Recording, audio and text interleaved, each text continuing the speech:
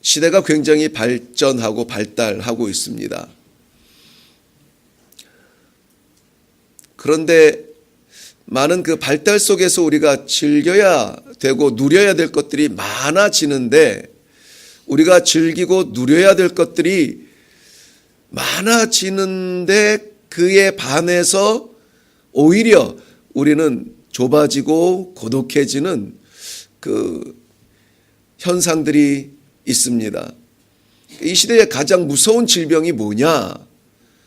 굉장히 빨라지고 이제 지구촌도 하루거리가 됐는데도 불구하고 오히려 고독이라는 질병이 이 시대의 가장 무서운 질병이라고 합니다. 그 고독에서 시작되는 그 질병들, 이 사람들의 마음을 피폐하게 할 뿐만 아니라 우리의 육체도 정신도 피폐하게 하고, 심지어는 우리의 신앙의 자유까지 마음껏 누리지 못하게 하는 그러한 무서운 질병이 고독이라고 하는 질병이라고 합니다. 우리 영성에도 이 고독이 찾아올 때가 있습니다. 영적 고독은 우리의 이웃이 없어서가 아니라 하나님과의 말씀의 단절이죠. 마치 하나님과 내가 따로 떨어져 있는 듯한 그런 외로움을 느낄 때 우리는 걷잡을 수 없는 이 고독의 두려움에 빠지게 됩니다. 오늘 1절 말씀에 보면 여호와의 말씀이 희귀하여 이상이 흔히 보이지 않았도다 라고 말하고 있습니다. 지금은 사사시대입니다. 사사들의 돌봄으로 말미암아 이스라엘 백성들은 오히려 하나님의 사심을 어느 때보다 뜨겁게 체험해야 되는 이때에 여호와의 말씀이 희귀해졌다라고 말하고 있어요. 개인이든 가정이든 교회도 마찬가지입니다. 하나님의 말씀이 희귀해지면 위기가 찾아옵니다. 말씀이 멀어지고, 말씀이 불편해지고, 말씀에 관심이 없어졌다? 그 위기가 찾아온 겁니다. 사사시대 말기에 이스라엘의 분위기는 하나님의 말씀이 희귀해졌다 라고 하는 이 무서운 질병이 시작이 된 겁니다. 우리 흔히 혹시라도 여기에 그런 가족이 있거나 혹은 개인적으로 그러한 아픔이 있는 분들은 용서하고 들어주세요. 말기 환자라는 말 있죠. 제가 만난 말기 환자들은 굉장히 소망이 있는 환자들이었습니다. 제가 그 별명을 붙여주었는데요. 당신들 정말 말기 환자들이군요. 이렇게 붙여드렸는데 기도하는 분들이었습니다. 어떤 그 말기 환자라는 게 뭐냐면 말씀과 기도에 전무하는 사람들. 예, 그래서 말씀과 기도에 전무해 이 사람들은 세상이 어떻게 돌아가는지, 세상이 지금 어떻게 빨리 움직이는지 별로 관심이 없는 것 같아. 눈 뜨면은 모여서 말씀 보고 기도하고, 그냥 이들이 하는 일은 말씀 보고 기도하고 그러는 걸 보면서 말기 환자가 다 슬픈 것만은 아닙니다. 당신들에게서 소망이 있네요. 그 의미에서 제가 그 이야기를 별명을 붙여준 적이 있습니다. 오늘 안타까운 이 사사시대 말기의 모습은 하나님의 말씀이 희미해지고 희귀해졌습니다. 우리는 분명히 믿고 따라야 되는 이 말씀이 희귀해질 때 우리 마음의 공허함은 이루 말할 수 없는 고독함으로 찾아오는 위기를 생각해야 합니다. 말씀은 우리 삶의 나침판이고 우리 신앙의 길이고 살아야 될 방법인 이 말씀이 희미해졌다. 이것은 분명 위기입니다. 특별히 오늘 이 등장하는 사무엘과 함께 등장하는 엘리는 제사장이며 사사임에도 불구하고 그런 말씀이 사라져가고 있는 안타까운 모습을 봅니다. 1절 말씀에 그렇게 보이고 있습니다. 이상이 흔히 보이지 않았는데 2절에서 뭐라고 부연 설명하냐면 엘리의 눈이 점점 어두워가서 잘 보지 못하는 그때에 라고 말합니다. 그때에. 시력이 어두워지는 엘리 제사장. 이것은 엘리 제사장의 어떤 이 시각적인 시력을 말하는 것이 아니라 그의 영역, 영적인 그 안목, 그 영안을 암시하고 있는 대목입니다. 시력은 어두워졌고 말씀은 희귀해졌고 비전은 보이지 않는 그러한 시대. 어떻게 되겠습니까? 나침반이 사라졌고 길이 보이지 않고 아무데다 대고 절하는 거예요. 아무데다 대고 머리 숙이는 거예요. 아무 길이나 내치도 보는 거예요. 좋아 보이면 나가 보는 거예요. 우상인지 뭔지 구별이 되지 아니하고 이스라엘 백성들의 영혼의 길이 깜깜해졌다라는 것입니다. 그러니까 이 길이 제 길인지 바른 길인지 옳은 행동인지 판단이 서질 않아요. 그냥 편하면은 그 길 가보는 거고, 좋아 보이면 디뎌보는 거고, 입맛에 맞으면 되고, 듣기 좋으면 되고, 마음만 편하면 되고. 하나님을 향해야 하는 이스라엘 백성들의 모든 신앙의 삶이 자신들의 편함으로 돌아서고 있었다는 것입니다.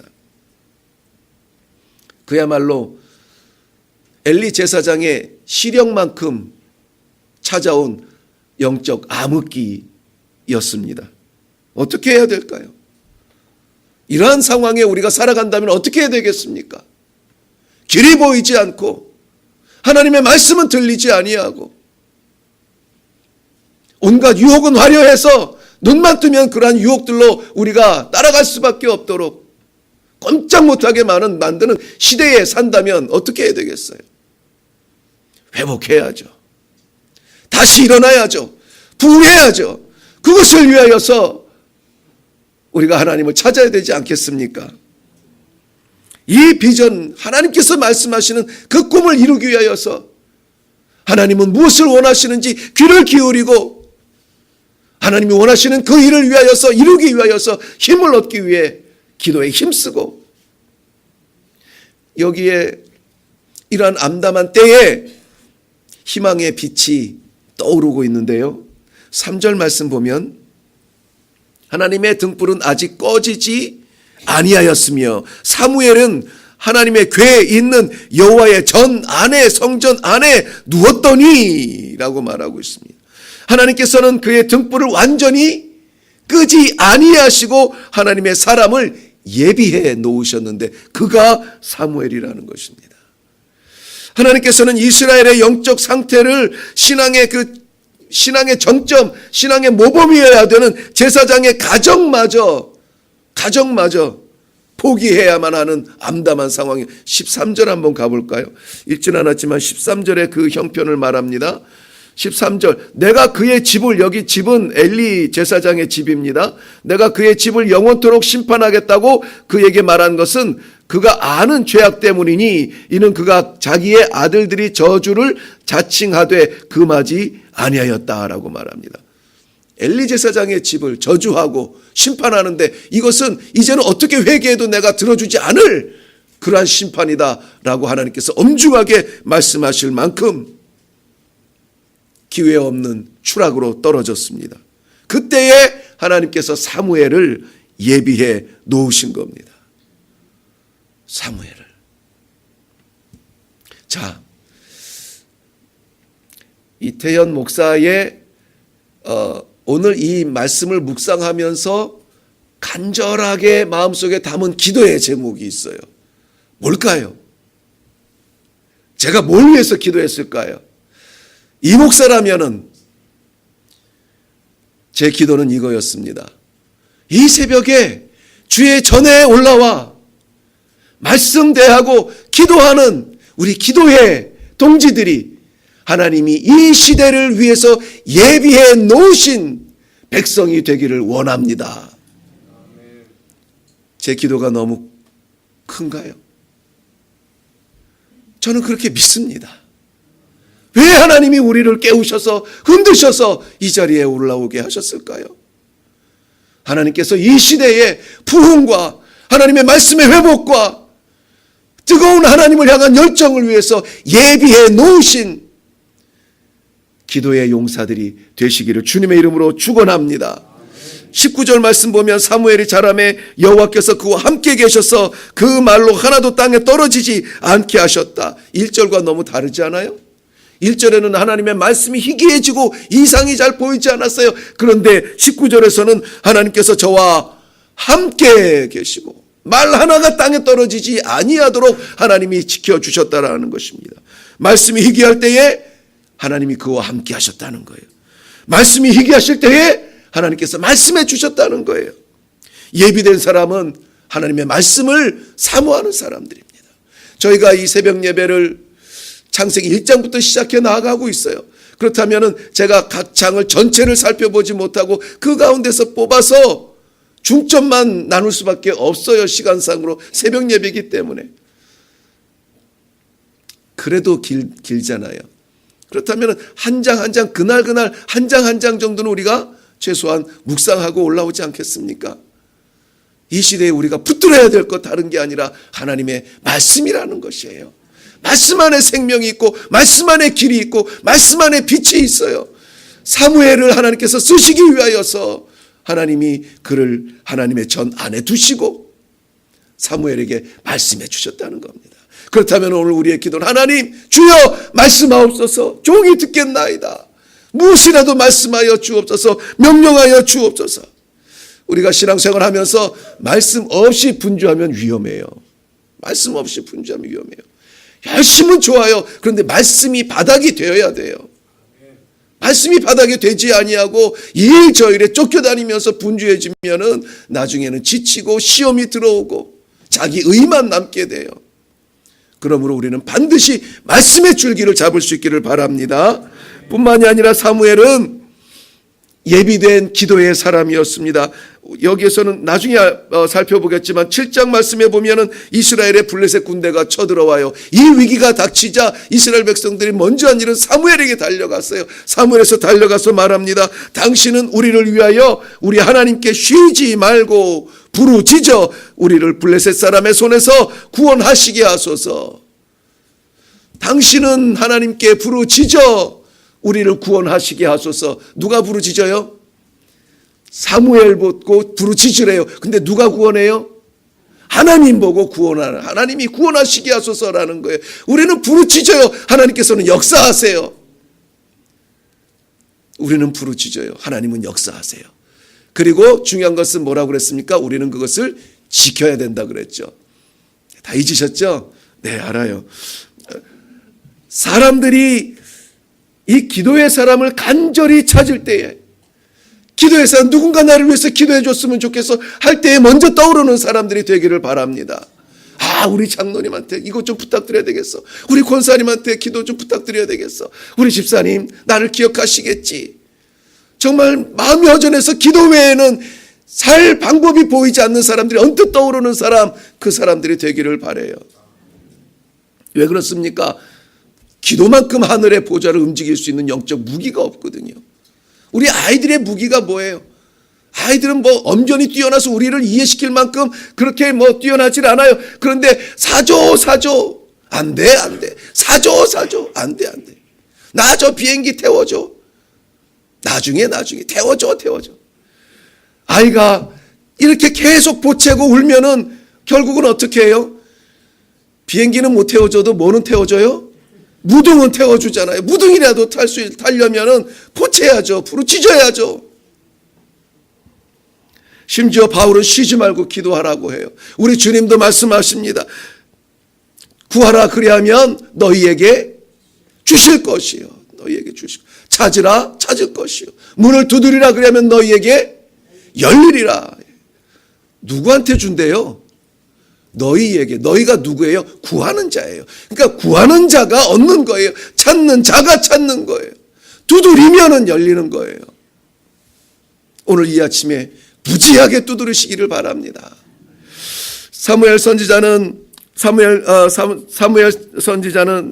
백성들의 간절한 요청에 응답합니다. 나는 너희를 위하여 기도하기를 쉬는 죄를 여호와 앞에 결단코 범하지 않겠다라고 말합니다. 사무엘은 기도 쉬는 것을 죄라고 했습니다. 죄라고 했어요. 하나님이 예비하신 사람, 정말 극적인 부흥이, 반드시 부흥이 일어나야 될 그 자리, 그 시대에 하나님이 예비하신 이 사무엘, 말씀의 사람이었고 기도의 사람이었습니다. 하나님은 오늘 우리에게 말씀과 기도에 전무하는 하나님의 사람이 되기를 구하고 있습니다. 여러분, 미스바 영적 대각성 운동 아시죠? 미스바라는 이름은 전망대, 바라보는다는 뜻이에요.